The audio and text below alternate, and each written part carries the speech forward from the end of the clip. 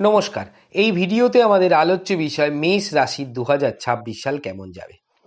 সঙ্গে বলি ভালো লাগলে চ্যানেলটি সাবস্ক্রাইব করুন অবশ্যই, এবং এর সঙ্গে এও বলি জ্যোতিষ সংক্রান্ত যে কোনো পরামর্শ আপনারা যদি সম্পূর্ণ বিনামূল্যে জানতে চান তাহলে এখনই ফোন করুন বা হোয়াটসঅ্যাপ করুন এই নম্বরে 7003292110।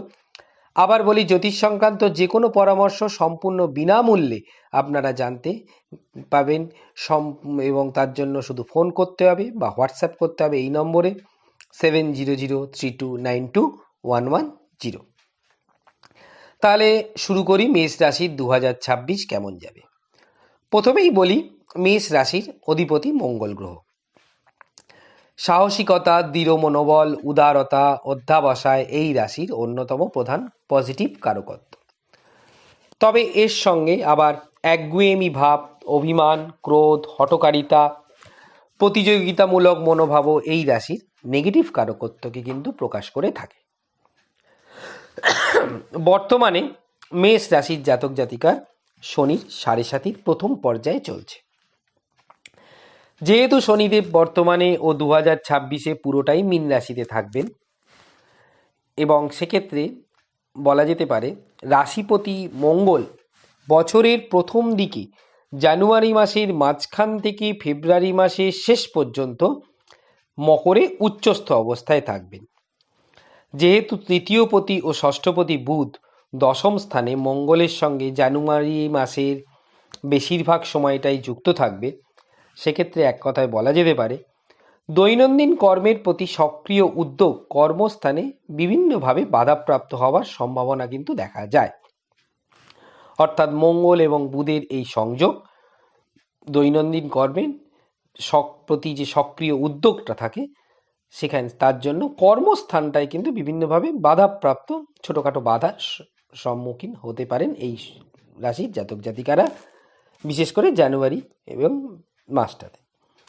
এছাড়াও এই সময় শারীরিক দিকটাও বিভিন্ন কারণে খুব একটা ভালো না যাওয়ারই সম্ভাবনা দেখা যাচ্ছে। এছাড়াও দ্বিতীয়পতি ও সপ্তমপতি শুক্র, পঞ্চমপতি রবি যুক্ত হওয়ায় ব্যাংকিং, ফাইন্যান্স ইত্যাদি বিভিন্ন কারণে মন মেজাজটা কিন্তু এই জানুয়ারি ফেব্রুয়ারি মাসে ভালো না যাওয়ারই সম্ভাবনা কিন্তু দেখা যায়।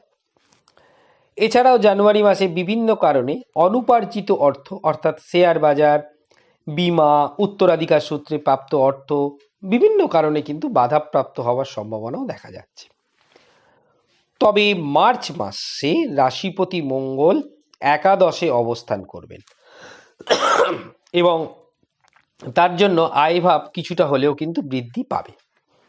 তবে যেহেতু মঙ্গল রাহুযুক্ত থাকবেন, আয়ভাব বৃদ্ধি পেলেও সেই আয়ভাবে কিন্তু হঠাৎ হঠাৎ বিপত্তিরও সম্ভাবনা দেখা যেতে পারে। তবে উক্ত মার্চ মাসে মঙ্গল আবার বুধের সঙ্গে সংযুক্ত থাকায় দৈনন্দিন কর্মে যে সক্রিয় ভাবটা থাকা দরকার তা কিছুটা হলেও যেহেতু কম থাকবে, তার জন্য কিন্তু আয়ভাবটা কিছুটা হলেও হঠাৎ হঠাৎ বিপর্যস্ত হওয়ার সম্ভাবনাও দেখা যাচ্ছে। তবে বৃহস্পতির শুভ দৃষ্টি ওই মার্চ মাসে মঙ্গলের ওপর থাকায় আয়ভাবে যে হঠাৎ বিপত্তি আসবে সেই বিপত্তি ভাবটাকে কিন্তু কিছুটা কমাতেও পারবেন দেবগুরু বৃহস্পতির শুভ দৃষ্টি। এছাড়াও মার্চের মাঝামাঝিতে ব্যবসা ও দাম্পত্যের জন্য যে কিছুটা ব্যয় হওয়ার সম্ভাবনা দেখা যায়, তার জন্য মন মেজাজ কিন্তু কিছুটা খারাপ হওয়ারও সম্ভাবনা দেখা যায়। তবে এপ্রিল মাসের পুরো সময়টাতেই মেষ রাশির পক্ষে কিন্তু অধিকতর বিপর্যয়ের সম্ভাবনা দেখা যাচ্ছে, এবং সেক্ষেত্রে যেহেতু মঙ্গল ব্যয়ভাবে শনির সঙ্গে যুক্ত থাকবে, এবং যেহেতু মেষ রাশির শনির 7.5 চলছে, সেক্ষেত্রে এক কথায় বলা যেতে পারে কর্মক্ষেত্রে আয় ভাবটি বিভিন্ন কারণে বিপর্যস্ত হয়ে ব্যয়ভাব কিন্তু বৃদ্ধি পাওয়ার সম্ভাবনা কিন্তু তখন দেখা যাচ্ছে। অর্থাৎ যে এপ্রিল মাসের পুরো সময়টাতেই মঙ্গল যেহেতু শনির সঙ্গে সরাসরি যুক্ত থাকবেন, সেই জন্য কিন্তু ব্যয়ভাবটি কিন্তু বৃদ্ধি পাওয়ার সম্ভাবনা দেখা যাচ্ছে। তবে মে মাসের মাঝামাঝি থেকে জুন মাসের শেষ পর্যন্ত মেষ রাশির জাতক জাতিকার কিছুটা হলেও কিন্তু ভালো যাওয়ার সম্ভাবনাও দেখা যায়। তবে মে মাসেও যেহেতু বুধ যুক্ত থাকছে মঙ্গলের সঙ্গে, সেক্ষেত্রেও কিন্তু সক্রিয় মনোভাবটা কাজের জন্য, অর্থাৎ যে কর্মের উদ্যম, সেটা কিন্তু বিভিন্ন কারণে বিপর্যস্ত হওয়া হচ্ছে। অর্থাৎ এক কথায় বলা যেতে পারে বৎসরের মাঝামাঝি সময় পর্যন্ত মনের এই সক্রিয় উদ্যমী ভাবটা বিভিন্ন কারণে কিন্তু বাধাপ্রাপ্ত হওয়ার সম্ভাবনা দেখা যায়। তবে এই সময়ের মধ্যে জীবিকার জন্য যে সকল জাতক জাতিকা দৈনন্দিন ভ্রমণ করে থাকেন, তাদের কিন্তু আবার স্বাস্থ্যের কারণেও সেই দৈনন্দিন কর্মটি কিন্তু বিভিন্নভাবে বিঘ্নিত হওয়ার সম্ভাবনা দেখা যাচ্ছে। আবার জুলাই মাসে বিভিন্ন কারণে ব্যয় বৃদ্ধি হওয়ার সম্ভাবনাও দেখা যাচ্ছে সেভিংস অ্যাকাউন্টের ক্ষেত্রে। এছাড়াও শ্বশুরবাড়ির কুটুম্ব স্থানের জন্য বা ডান চোখের সমস্যা কিন্তু এই সময় হতে পারে এবং তার জন্য ব্যয় বৃদ্ধির সম্ভাবনা দেখা যায়, এবং সেক্ষেত্রে মেষ রাশির জাতক জাতিকাদের এই সময়টাতে একটু সতর্ক থাকা উচিত। আবার আগস্ট মাসে আয়ের দিকটাতেও আমরা যদি পরে বলতে থাকি, তাহলে আগস্ট মাসেও কিন্তু একটু আয়ের দিকটা কিছুটা হলেও সম্ভাবনা, বিপর্যয়ের সম্ভাবনা রয়েছে।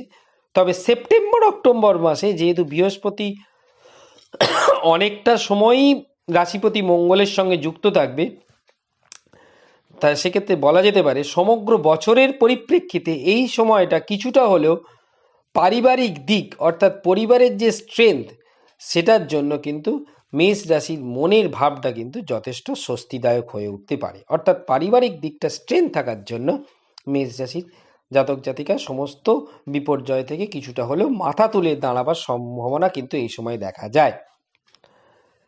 আরও ভালো করে এক কথায় যদি বলা যেতে পারা যায়, তাহলে বছরে বলতে গেলে বছরের শেষ পর্যন্ত সময় আয়ভাব কিন্তু কিছুটা হলেও মেষ রাশির বিপর্যয়ে এ বৎসরে দেখা যাচ্ছে।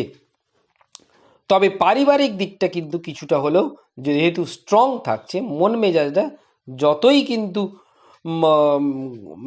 খারাপ যাক, কিন্তু স্বস্তিদায়ক হয়ে উঠবে পারিবারিক স্ট্রেংথ থাকার জন্য।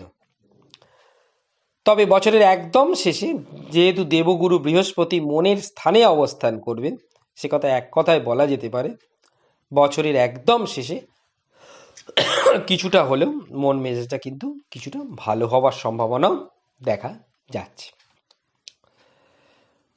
এবার আসা যাক মেষ রাশির প্রতিকার সম্পর্কে, অর্থাৎ কি করলে দৈনন্দিন জীবনে বছর, বিশেষ করে সারা বছরটাতে মেষ রাশির জাতক জাতিকারা একটু ভালো থাকতে পারবেন। মেষ রাশির অধিপতি হচ্ছেন মঙ্গল গ্রহ, তাই প্রত্যেক মঙ্গল ও শনিবার হনুমান চালিসা পাঠ বা লাল রঙের বস্ত্র হনুমান মন্দিরে কিছু দান করা, হনুমানজির পুজো করা এই রাশির পক্ষে কিন্তু অত্যন্ত শুভদায়ক হয়। বিশেষ করে মঙ্গলবার এবং শনিবার যদি হনুমান চালিসা পাঠ করে তাহলে কিন্তু, এবং লাল বস্ত্র দান করে, তাহলে কিন্তু এই রাশির পক্ষে যথেষ্ট শুভদায়ক হতে পারে। এবং সেই সময় যদি লাল বস্ত্র পরিধানও করে, তারা লাল বস্ত্র পরিধান করে লাল বস্ত্র দান করে, তাহলে কিন্তু আরোই শুভদায়ক হয়ে উঠতে পারে। তাহলে আজ এ পর্যন্তই। আবার বলি, আপনারা যদি জ্যোতিষ সংক্রান্ত যে কোনো পরামর্শ পেতে চান বিনামূল্যে, তাহলে হোয়াটসঅ্যাপ করুন বা ফোন করুন 7003292110 এই নম্বরে, এবং সম্পূর্ণ বিনামূল্যে পরামর্শ পেয়ে যান। আজকে মেষ রাশি সম্পর্কে আমরা এই পর্যন্তই আলোচনা করলাম। এর পরবর্তী পর্বে আমাদের আলোচনা থাকবে বৃষ রাশি জাতক জাতিকার 2026 সালটি কেমন যাবে। তাহলে আজ এ পর্যন্তই, ধন্যবাদ।